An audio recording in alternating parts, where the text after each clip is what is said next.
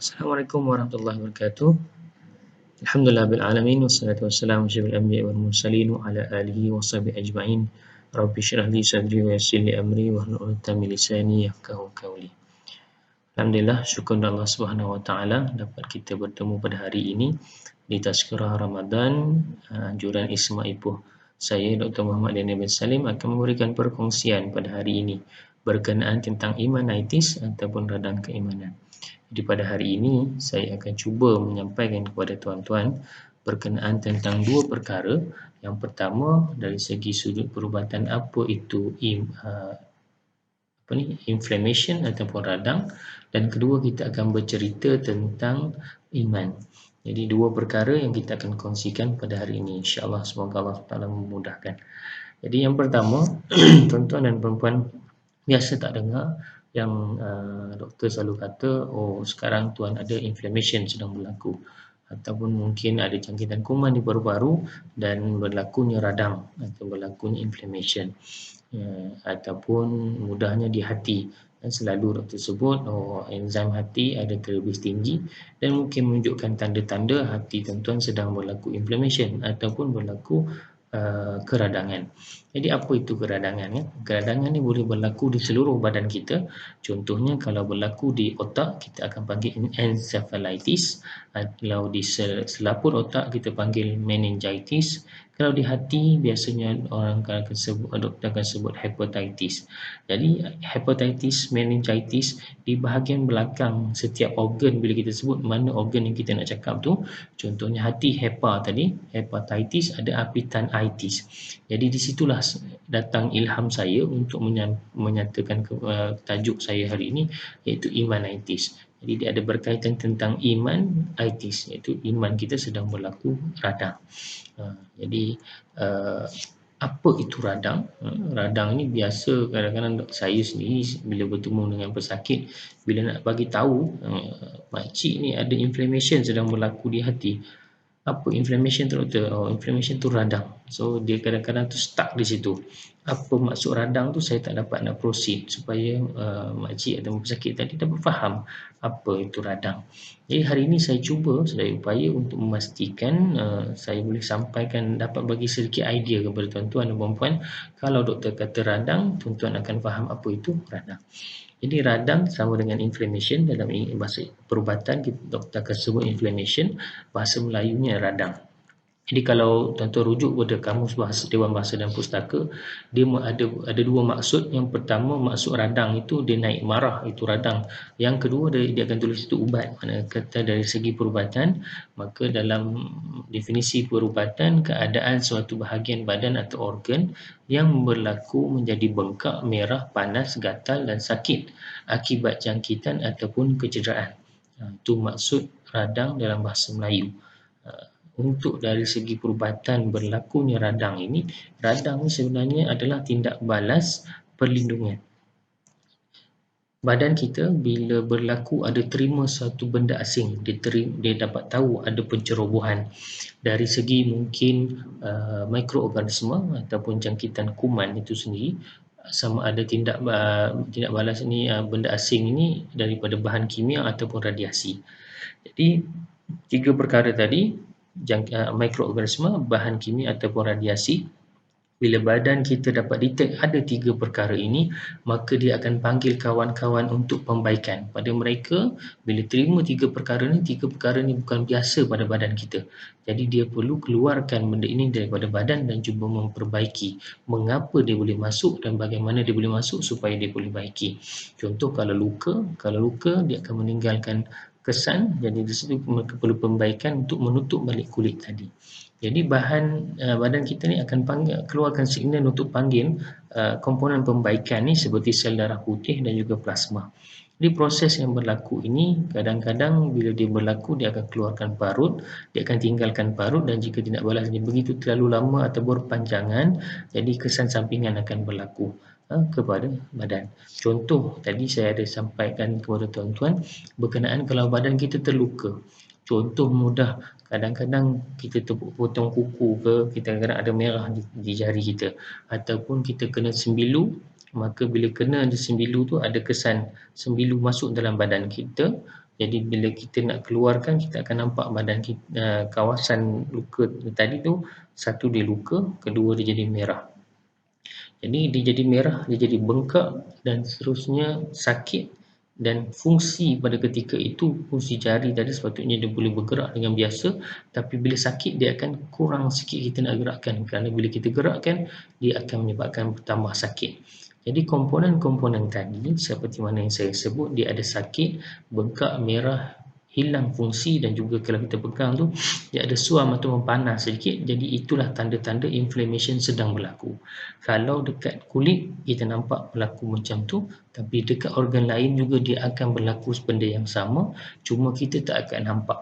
Contoh kalau kat hati, kita tak nampak hati kita makin besar, tapi kalau doktor yang memeriksa, bila kita cuba tekan dan rasa, hati itu kadang-kadang boleh jadi besar.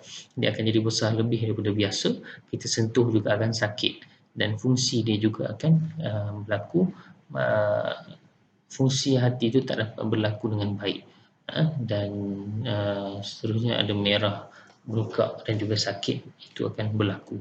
Jadi 5 komponen tadi, sakit, bengkak, merah, hilang fungsi dan juga panas, ini adalah tanda-tanda inflammation ataupun radang sedang berlaku. Jadi saya sebut tadi ada 3 perkara, mikroorganisma, bahan kimia ataupun bahan radiasi. Ini adalah benda asing yang luar masuk ke dalam badan, yang bila badan terima, dapat tahu mereka ni masuk, mesti ada sebab bagaimana dan kenapa, dan bila masuk, 3 perkara ini boleh menyebabkan badan kita bertindak balas kepada mereka ini untuk buat pembaikan. Kerana kalau mikroorganisma, contohnya kuman, maka dia akan menyebabkan jangkitan, dan bahan kimia merosakkan tubuh badan kita. Jadi mereka datang untuk buat tindak balas perlindungan. Jadi bila mereka berlaku tindak balas perlindungan, maka akan timbul tanda-tanda tadi. Jadi itulah yang berlaku. Dan kalau berlaku dalam masa yang singkat, maka kita kenali sebagai acute. Kalau dia berlaku berterusan, berpanjangan, contohnya bahan kimia saya sebut tadi kan, kalaulah kita minum alkohol, ambil alkohol setiap hari kita minum, dan kita minum sampai mabuk berlebihan, maka dekat situ sebenarnya kita menambah beban, alkoholnya akan dimetabolisme di hati, maka di situ akan menyebabkan tindak balas berlaku berulang-ulang kali di hati, dan menyebabkan hati kita menjadi rosak, dan juga berlakulah tadi adanya parut dan sebagainya. Dan disitulah inflammation ini pada asalnya tindak balas pembaikan, tapi lama kelamaan dia akan merosakkan organ tadi. Okey, jadi itu saya cuba untuk sampaikan berkenaan tentang inflammation ataupun radang. Benda ini saya sebut banyak tentang hati, tentang jari, tapi dia boleh berlaku di organ-organ yang lain, dan bila saya berfikir, dia juga sebenarnya boleh efek kepada iman kita sendiri. Jadi apa itu iman? Jadi iman ini adalah satu keyakinan kita bahawasanya tiada Tuhan yang disembah melainkan Allah Subhanahu Wa Taala. Ini pada dalam kita menyatakan, kan, kita katakan keesaan Allah Subhanahu Wa Taala. Bila jumpa orang, kita boleh bagi tahu kita ni orang Islam, dan kita mengaku Allah itu esa. Dan kedua, kita yakin benar-benar dalam hati kita, dan seterusnya kita tunjukkan dalam tindak balas kita.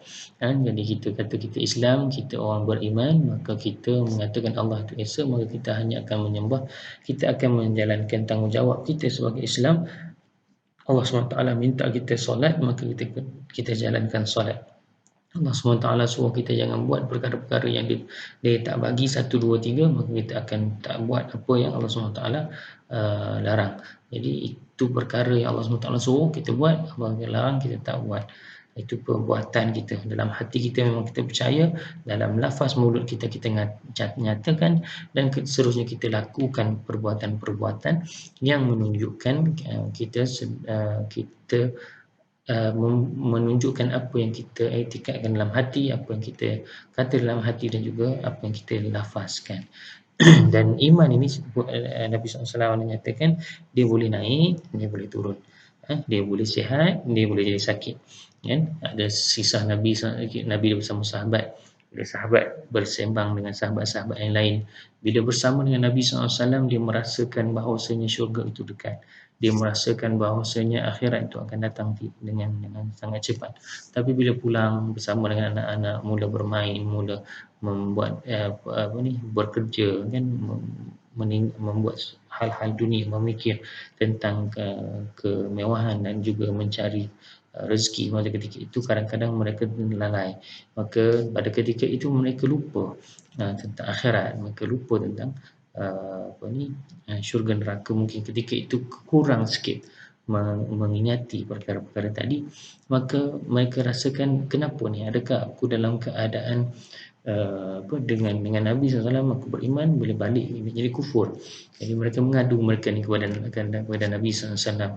Nabi SAW menyatakan bahawasanya itu perkara biasa yang berlaku pada umat Islam, kerana iman itu ada naik dan turunnya. Jadi ada masanya kita kadang-kadang kita lalai, kita turun down. Ada masanya kita, bila kita menjaga diri kita, kita sentiasa ingat Allah SWT, maka di situ iman kita akan sentiasa naik. Jadi tuan-tuan, dalam surah At-Taubah surah ke-9 ayat 112 ada Allah SWT nyatakan apa itu tanda-tanda orang yang beriman.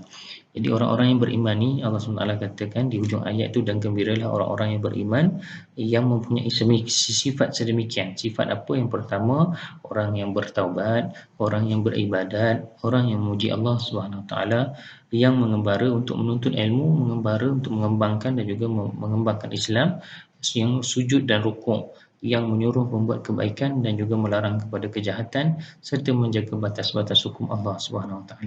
Jadi dalam ni ada 2, 4, 6, 8 tanda orang yang beriman. Orang itu sentiasa orang yang bertaubat. Jadi orang beriman ni sentiasa bertaubat. Seperti mana kita tahu dia boleh naik dan turunnya iman itu, jadi kita mesti ada masa yang kita untuk bertaubat kepada Allah SWT. Kita mohon ampun kepada Allah SWT. Kita sentiasa memuji dan juga istighfar kepada Allah SWT. Itu adalah tanda-tanda orang yang beriman. Sentiasa menjalankan ibadah, tidak setiap apa yang dilakukan tu diniatkan kepada Allah SWT, maka ada ibadah khusus dan ibadah wajibnya tu, ibadah khusus dan ibadah umum. Dalam bekerja pun sebenarnya kita bekerja kalau niatkan Allah SWT buat sehabis baik, itu juga boleh dianggap sebagai ibadah kepada Allah SWT. Dan juga menuntut ilmu kerana Allah SWT.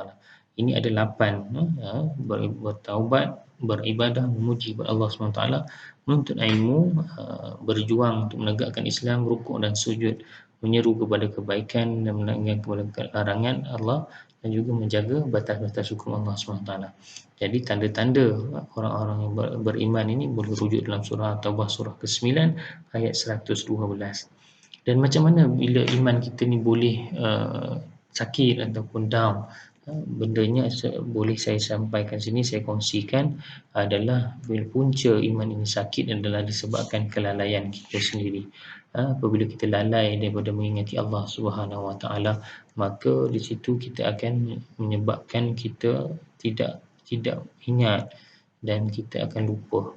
Lalai ini kalau tuan-tuan boleh lihat dalam surah yang ke-7 179, Allah SWT menyatakan sesungguhnya kami jadikan untuk neraka Jahannam banyak dari jin dan manusia yang mempunyai hati, tetapi hati ini tidak mahu memahami dengannya ayat Allah Subhanahu Wa Taala, dan yang mempunyai mata tetapi tidak mahu melihat dengannya bukti keesaan Allah, dan yang mempunyai telinga tapi tidak mahu mendengar ajaran dan nasihat Allah SWT. Mereka itu seperti mana binatang ternak, bahkan mereka ni lebih sesat lagi. Mereka itulah orang-orang yang lalai. Jadi tuan-tuan, bila iman kita ni sakit, sebenarnya pada ketika itu kita sedang berlaku kelalaian pada diri kita. Kita telah lupa kepada Allah SWT. Kita sudah meninggalkan apa yang Allah SWT minta kita buat. Mungkin pada ketika itu kita kurang ataupun tidak melakukannya. Bila kita diberi nasihat oleh sahabat-sahabat kita yang terdekat, kita mungkin tidak mendengar nasihat tadi. Kita setiap hari boleh melihat kebesaran Allah Subhanahu Wa Taala. Setiap hari kita keluar kerja, kita lihat langit Allah SWT, setiap petang sekarang ni kita lihat ada hujan, maka itu semua kebesaran daripada Allah SWT, yang mana Allah SWT boleh menunjukkan kehebatannya. Tetapi adakah kita ingat, adakah kita kembalikan, kita seronok tengok hujan, air yang membawa kesejukan kepada diri kita. Pada hari itu mungkin pagi itu panas, tapi petangnya hujan, maka kita rasa sejuk. Tapi kita kena ingat, Allah turunkan hujan itu, air daripada langit. Tiada siapa boleh membuatnya, hanya kerana Allah sahaja yang melakukannya. Jadi kita mungkin take for granted, kita terlupa, kita lalailah di sini, kita biarkan dan menyebabkan kita tak ingat. Dan pada ketika itulah hati kita ini lalai dan menyebabkan kita lupa tentang kebesaran Allah Subhanahu Wa Taala. Jadi bila kita lalai, yang kedua, lalai adalah satu faktor boleh menyebabkan iman kita sakit. Kedua kita gagal ataupun kita terlupa yang sebenarnya kita ni boleh mati bila-bila masa, dan mati ini kita lupa yang mati ini pasti. Surah ketiga, surah Ali Imran ayat 183, tiap-tiap nyawa akan merasai mati, dan bahawasanya pada hari kiamat sajalah akan sempurna balasan bagimu. Ketika itu siapa yang dijauhkan dari neraka dan dimasukkan ke syurga, maka sesungguhnya dia telah berjaya. Dan ingatlah bahawa kehidupan di dunia ini meliputi segala kemewahan dan pangkat kebesarannya, tidak lain hanyalah kesenangan bagi orang-orang yang terpedaya. Jadi kalau yang kedua tadi, pertama faktornya adalah lalai, kedua kita lupa yang sebenarnya dunia ini bukan tempat abadi untuk kita. Jadi kita kejar rezeki yang sebenarnya telah ada untuk kita ni, sampai kita lupa sebenarnya untuk apa kita hidup di atas muka bumi ini. Jadi kita lupa yang kita kejar tu sebenarnya tidak akan membawa apa-apa, tidak membawa kebaikan abadi kepada diri kita, yang mana akhirnya nanti kita akan mati. Dan bila mati akhirat nanti, kita kalau tidak banyak amal kita, maka kita perhitungan amal di situ, kita tidak akan dimasukkan dalam syurga Allah SWT. Auzubillah min zalik. Jadi kalau kita masuk syurga Allah tu Allah kata orang berjaya. Bagi orang yang tak masuk syurga Allah tu, mereka adalah orang yang terpedaya. Jadi itu peringatan Allah SWT.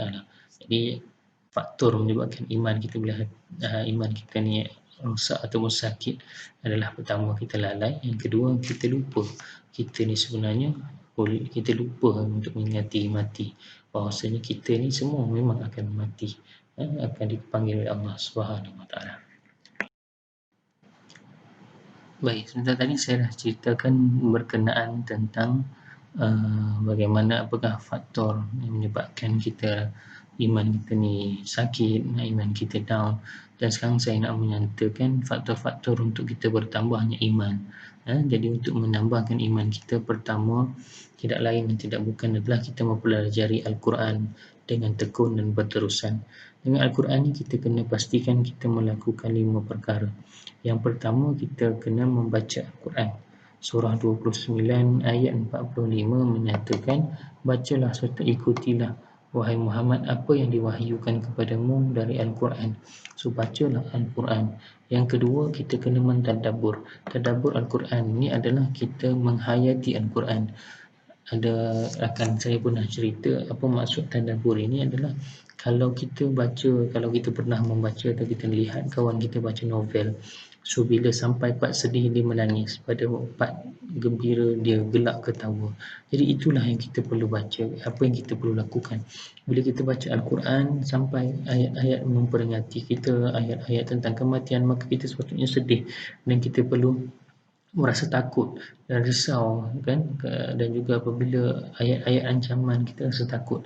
Tapi bila ayat-ayat Allah Subhanahu Wa Taala menceritakan keindahan syurga, maka kita perlu gembira dan mengejar keinginan untuk mencapai apa yang Allah SWT nyatakan.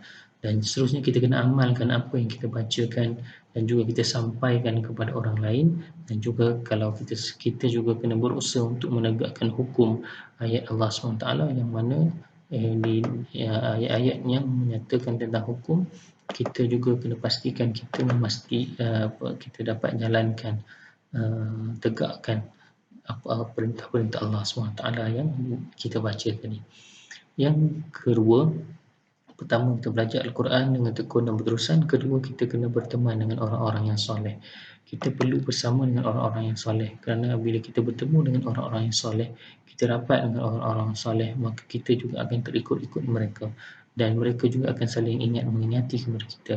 Dalam surah ke-18 ayat 28, maksud ayat Quran, dan jadikanlah dirimu sentiasa mendampingi rapat dengan orang-orang yang beribadat kerana Tuhan mereka pada waktu pagi dan siang, waktu pagi dan petang, yang mengharapkan keredaan Allah semata-mata, dan janganlah engkau memalingkan pandanganmu daripada mereka hanya kerana engkau mahu kesenangan dunia, hidup di dunia, dan janganlah engkau mematuhi orang-orang yang kami ketahui hatinya lalai daripada mengingati dan mematuhi pengajaran kami dalam Al-Quran, serta ia menurut hawa nafsunya, dan tingkah lakunya pula tidak melampau tidak lakunya pula adalah melampaui kebenaran.